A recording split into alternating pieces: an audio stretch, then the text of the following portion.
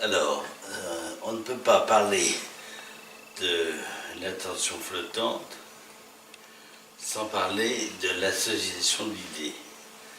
Parce que normalement, l'association flottante, c'est fait pour écouter le patient qui déroule ses associations d'idées dans la séance.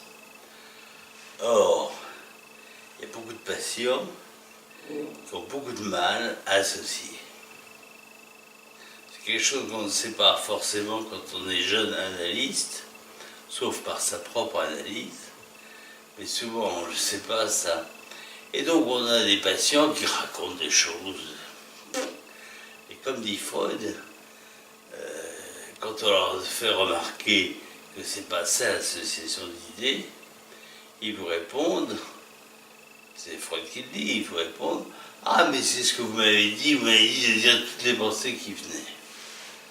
Alors, ça pose le problème de l'association d'idées. Qu'est-ce que c'est?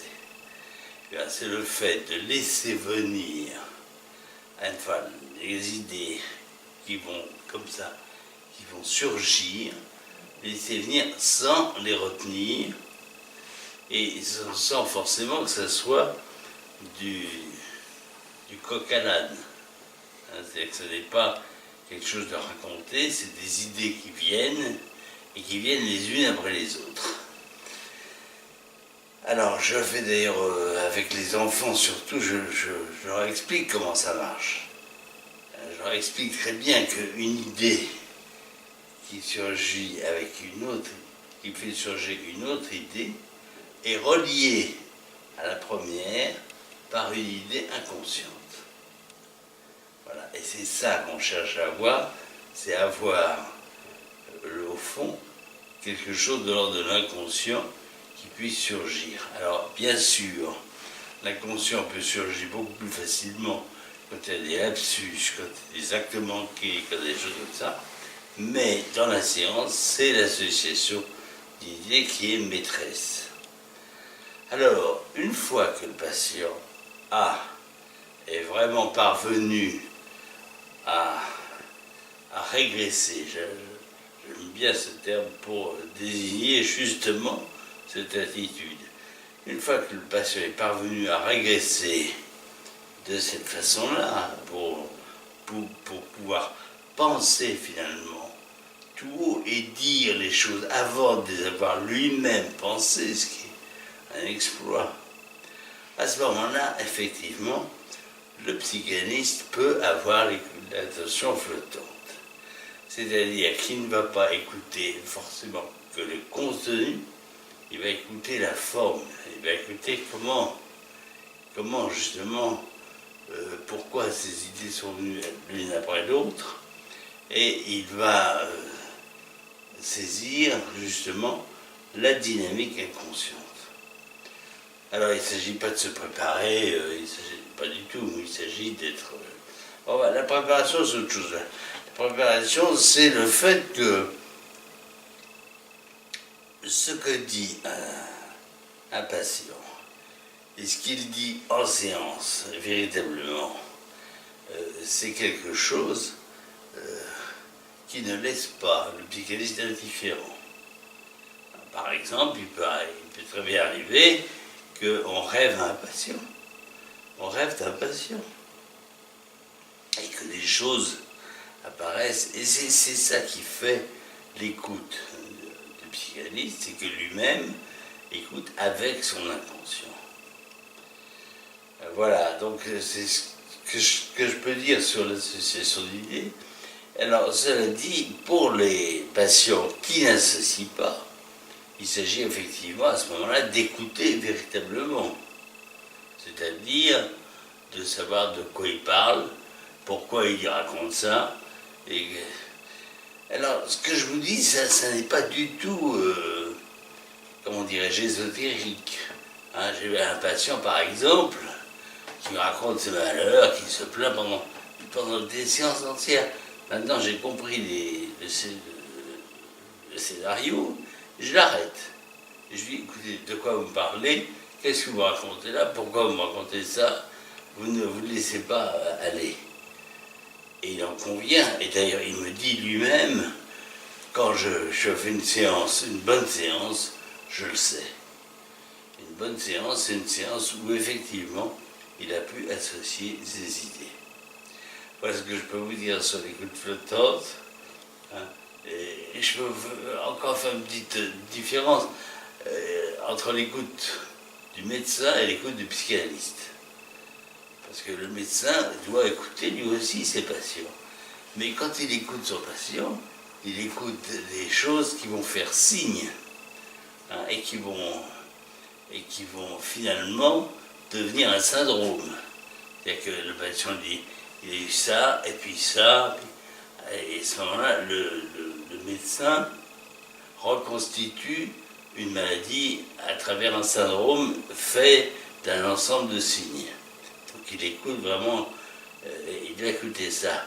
Le psychanalyste est tout à fait différent. Le psychanalyste écoute le signifiant, ce qui est bien autre chose que le signe. Voilà.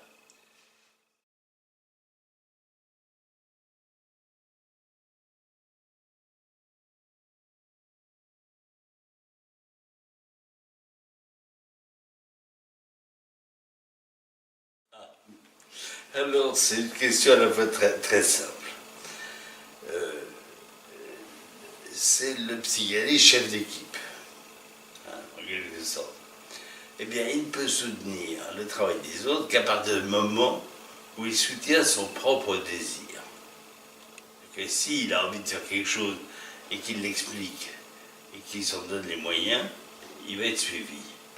Mais ça, c'est valable pas pour le psychanalyste, c'est valable pour tous les chefs. Hein, tous les chefs sont suivis. Pourquoi? Parce qu'ils ont un désir en eux et qu'ils l'expriment et qu'ils l'assument.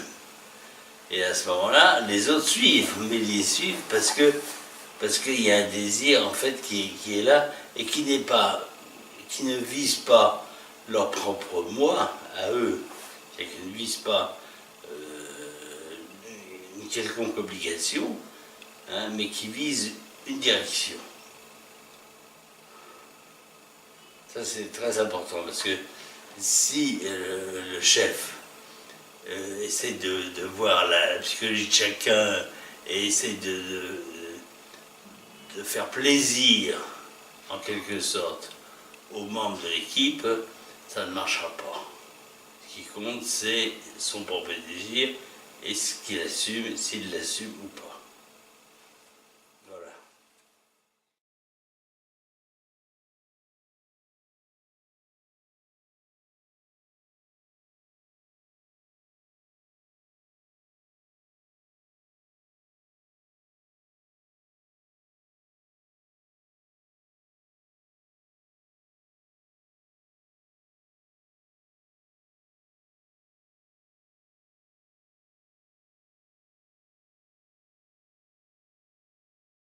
Alors là aussi, ça, vous posez la question à un psychanalyste qui s'est intéressé, qui s'est occupé d'institutions, évidemment. Et moi, je ne crois pas à la supervision à l'extérieur qui marche. Pourquoi? Parce que la plupart du temps, malheureusement, le superviseur va ne pas pouvoir s'empêcher d'exercer un pouvoir. Et un pouvoir qui va aller contre le pouvoir des instances de l'institution. Alors bon, si on trouve un psychanalyste suffisamment aguerri pour pouvoir superviser comme il faut, très bien, mais je ne sais pas si on en trouve actuellement. Ça ne se fait plus. Par contre, alors ce que je pense, alors ça fondamentalement, et ça pour avoir fait ma thèse d'ailleurs sur le pouvoir du psychiatre et sur l'analyse institutionnelle et ce qu'on appelle la psychothérapie institutionnelle, ce qui compte, c'est que les pouvoirs soient bien répartis dans l'institution, c'est-à-dire qu'il n'y ait pas seulement le pouvoir du chef, du technicien, mais qu'il y ait aussi des contre-pouvoirs syndicaux, des contre-pouvoirs tout à fait légitimes, mais par exemple qui a un respect des textes, qui a un respect des conventions collectives ou autres, etc., et qui fait que les choses marchent normalement. Hein, ce qu'il faut, une institution, même psychanalytique, ce qui compte, c'est pas de faire de la psychanalyse et d'analyser les transferts collectivement, ça n'a aucun sens, sinon ça s'appelle de la manipulation. Ce qu'il faut, c'est là aussi faire son métier normalement et avec les pouvoirs nécessaires et les respecter. Voilà.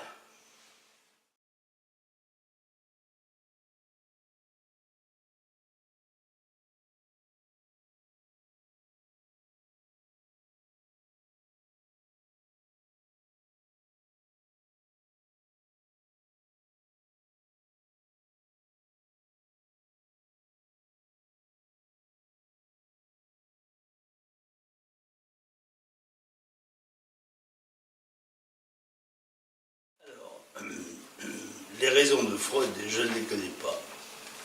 Les raisons de Freud, je ne les connais pas. L'homme Moïse, je sais qu'il a été critiqué parce que, pourquoi? Parce que d'abord, il reprenait la thèse des historiens qui faisaient de Moïse un Égyptien, hein, qui était donc monothéiste, parce que à l'époque, à cette époque-là, c'était le règne du pharaon qui s'appelait Akhenaton, hein, qui est d'ailleurs le mari de Néfertiti, et Akhenaton qui était donc qui a instauré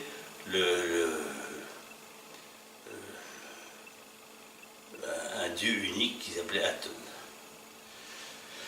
Bon, ensuite, je ne vous raconte pas l'histoire parce que vous la connaissez, mais effectivement, ensuite, les Juifs auraient tué Moïse parce qu'il était insupportable, une espèce d'hégémonie sur eux, de puissance qu'ils n'ont pas supporté. Et donc, Freud fait de Moïse non seulement un Égyptien, mais en plus un déicide. Et tout ça pour, en fait, la raison, c'est que, au bout du compte, c'est de dire que de faire une assimilation entre Moïse et le psychanalyste, hein, que le psychanalyste doit, comme le père, être tué d'une certaine façon, et que Moïse et le psychanalyste c'est le même destin, en quelque sorte. Alors j'ajouterais autre chose, c'est que Freud n'était absolument pas pour le sionisme.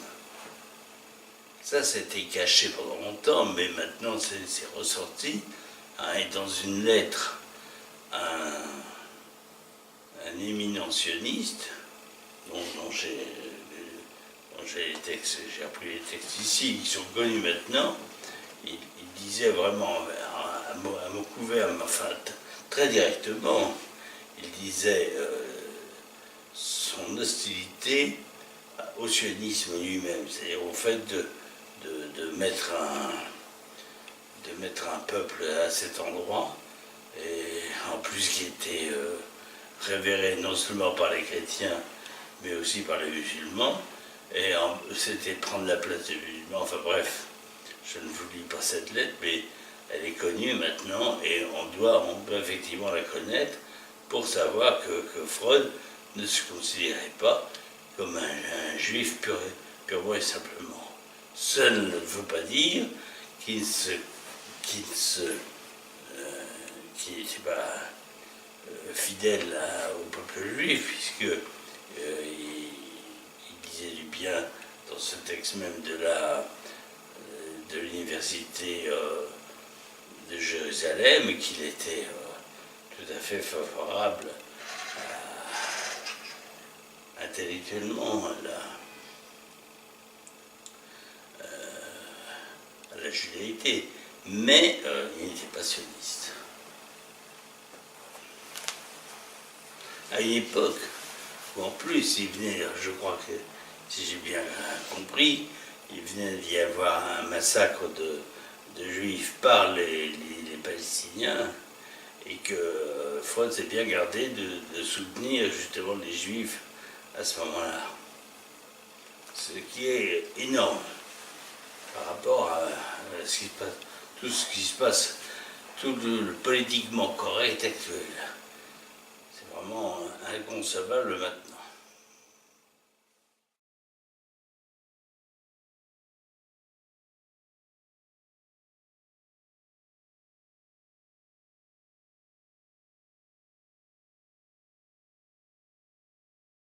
Bon, c'est une bonne question, difficile. J'avoue que personnellement j'ai une idée là-dessus, mais c'est peut-être pas forcément la même que celle des autres, mais pour m'être beaucoup intéressé à l'adolescence, théoriquement et surtout pratiquement, puisque je me suis occupé d'un hôpital de jour qui était pas en très bon état quand je l'ai pris, et donc j'ai réfléchi à savoir au fond qu'est-ce qui se passait à l'adolescence. Or, donc j'ai essayé de voir l'ensemble des symptômes et de voir s'il y avait un sens. Et effectivement, j'en ai trouvé un, parce qu'on trouve toujours quand on cherche. Mais il m'a semblé que l'adolescence était le passage de l'idéal du moi projeté à un idéal du moi intériorisé. Qu'est-ce que ça veut dire ça? Ça veut dire que l'idéal du moi qui est soutenu pour Freud par le père au départ et qui ensuite va être repris par la cohorte des maîtres, etc., va rester quand même toute l'enfance à l'extérieur, c'est-à-dire va être admirée, cette figure idéale du moi, va être admirée comme celle du père, celle du père qui sait, le père qui aime, qui sait qui a le pouvoir, etc. Au moment de l'adolescence, il y a une séparation qui se fait avec cette figure-là et qui passe par ce que Freud appelle le héros. Alors le héros, c'est une figure du littéraire, en fait, hein, de la littérature, qui fait que le héros, c'est, nous dit Freud, le mythe de celui qui va pouvoir dépasser le père. Et donc l'adolescent, il se sert de cette figure-là pour dépasser, pour progresser. Et je crois que la fin de l'adolescence, c'est quand il a fait de cette figure, non pas quelque chose d'extérieur une fois de plus, enfin, comme l'était le père, mais qu'il en fait quelque chose qui est son propre idéal du moi, c'est-à-dire un idéal du moi intériorisé, hein, qui correspond à ses propres valeurs, qu'il assume et qu'il prend en lui, et qui ne sont pas, qui peuvent être copiés, peu importe, mais qu'il assume comme étant les siennes, et qui vont le diriger dans sa vie. Et ça tombe bien parce que demain, je vais justement donner un exemple d'un djihadiste, d'un jeune djihadiste de 19 ans, qui, lui, au contraire, enfin, va trouver dans une figure de héros, une figure réelle qu'il va suivre et qui va lui permettre d'ailleurs de laisser complètement tomber sa famille, ce qui aurait été impensable autrement. Donc voilà ce que je pense, moi, ça correspond, cliniquement, ça correspond à quelque chose de connu. Par exemple, on sait que les jeunes hommes, les jeunes femmes, surtout actuellement, vivent en groupe, hein, et que l'adolescence se termine au moment où le groupe se transforme en couple, hein, et où effectivement, d'ailleurs ça provoque des tensions d'ailleurs au sein du couple lui-même, quand il y a un groupe qui est trop prégnant, qui est trop présent, et qui est trop fort, mais effectivement il y a une espèce de fermeture qui se fait avec l'abandon du groupe pour pour le couple.